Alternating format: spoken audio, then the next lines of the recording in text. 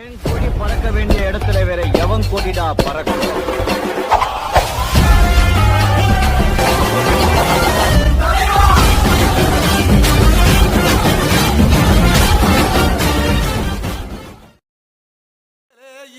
மலை எங்க ஊரு சாமி மலை 8 தேச நடுங்க 8 வச்சு வராரு.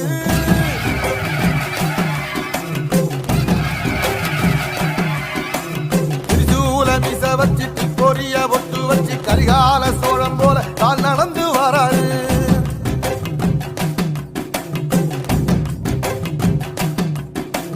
மனுநீதி மன்னனுக்கு மறுபுறப்ப வராரு.